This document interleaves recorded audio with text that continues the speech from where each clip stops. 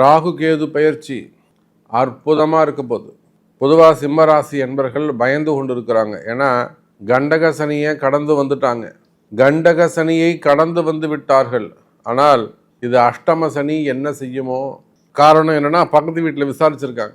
அவங்க வீட்லேயே கடகராசி இருப்பாங்கள்ல, ஏன்பா அவனுக்கு எப்படி இருந்தது அஷ்டம சனி? சார் வெளியில் சொல்ல முடியல, ரொம்ப கஷ்டமாக இருந்தது, பார்க்கறதுக்கு தான் நான் இப்படி இருந்தேன், தயவு செஞ்சு ஜாக்கிரதையாக இருங்க அப்படின்னு சொல்லி விசாரிச்சிருக்கிறாங்க.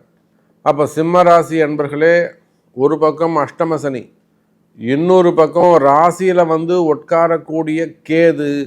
புரியுதுங்களா? நம்ம எப்பொழுதுமே என்னுடைய குருநாதர் சொல்வார், எங்கள் தாத்தா சொல்வார், டே அவனுக்கு வரான்னா அவனுக்கு இருக்கிறத சொல்லு, அப்படி இருக்கணும் அப்படி இருக்கணும், ஜாக்கிரதையாக இருக்கணும்னா ஜாக்கிரதையாக இருக்கணும்னு சொல்லு, சும்மாவாவது அவனை வந்து சந்தோஷப்படுத்தி அனுப்பணுங்கிறதுக்காக கொட்டை போது கொடிக்கட்டி பறக்க போதுன்னு அவனை வந்து ஏமாத்தாத. அப்போது நாம் சொல்லக்கூடிய வார்த்தை, அதை உங்களுடைய நம்பிக்கை, அதுதான் உங்களுடைய வாழ்க்கையாக இருக்கும். அப்போ சரியான வழிகாட்டுதல், என்னை பொறுத்தவரையிலும் சரியான வழிகாட்டுதல். நிறைய என்னுடைய கிளைண்ட்ஸ் அதுதான் சொல்லுவாங்க, சாமிகிட்ட போனோம்னா